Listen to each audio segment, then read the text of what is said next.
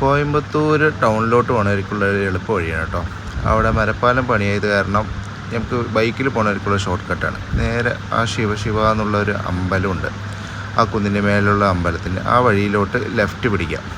Left പിടിച്ച് നേരെ പോയതിന് ശേഷം ആ അമ്പലത്തിൻ്റെ റൂട്ടിൽ എൻഡിൽ കുറച്ചിങ്ങനെ എൻഡിലെത്തുന്ന സമയത്ത് അവിടെ നിന്ന് നേരെ പോകുമ്പോൾ ഈ കാണുന്ന റൈറ്റിലോട്ട് കട്ട് ചെയ്യാം. ആ ബൈക്കാ പോവുള്ളൂ, കാറൊന്നും പോവില്ല. ഓട്ടോറിക്ഷ പോകും, കുറച്ച് റിസ്ക്കിയാണ്. ഈ റൈറ്റ് നേരെ പോയതിന് ശേഷം നേരെ പിടിച്ചു കഴിഞ്ഞാൽ ഇവിടെ നിന്ന് ലെഫ്റ്റിലോട്ട് നമുക്ക് കണ്ടു കഴിഞ്ഞാൽ തന്നെ ആ പോസ്റ്റിൻ്റെ ആ വഴി നോക്കിയാൽ മതി. നേരെ സ്ട്രെയിറ്റ് അങ്ങനെ പോയി കഴിഞ്ഞാൽ ആ റെയിൽവേ പാലമൊക്കെ കാണും. അപ്പോൾ അങ്ങനെ സ്ട്രെയിറ്റ് പോയി കഴിഞ്ഞാൽ കുറച്ച് കുണ്ടും കുഴിയുള്ള റോഡാണ്, എന്നാലും കുഴപ്പമില്ല.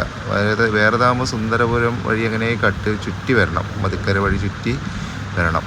അവിടെ പലപ്പോഴും ബ്ലോക്കും ഉണ്ടാവും. ഇങ്ങനെ ബൈക്ക് ഓട്ടോറിക്ഷയ്ക്ക് പോകുന്നവർക്കൊക്കെ ഇതേനെ നമുക്ക് പോവാം. പിന്നെ ഇങ്ങനെ പോകുമ്പോൾ പിന്നെ നമുക്ക് ആ ഒരു റെയിൽവേൻ്റെ ഒരു അടിയിലൂടെ ഒരു വഴി കാണും. നേരെ സ്ട്രെയിറ്റ് പോവുക, ഈ അടിയിലൂടെയുള്ള വഴിയിലോട്ട് പിടിക്കാം. കുറച്ച് കുണ്ടുകുഴിയുള്ള റോഡാണ്, എന്നാലും വലിയ കുഴപ്പമില്ല.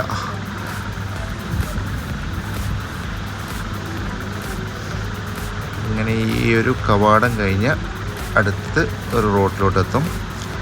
ആ റോഡിൽ നിന്ന് റൈറ്റ്.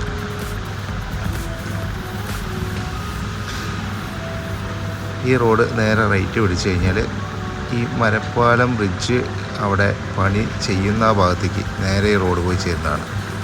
പിന്നെ അവിടെ നിന്ന് സ്ട്രൈറ്റ് നേരെ അവിടെ ഒരു ആർമിയുടെ ഇതൊക്കെ ഉണ്ടല്ലോ, ആ ഭാഗത്തേക്ക് എത്തിച്ചേരും. ഇനി നേരെ സ്ട്രൈറ്റ് വിട്ട് കഴിഞ്ഞാൽ നേരെ കോയമ്പത്തൂർ ടൗണ്. ഓക്കെ.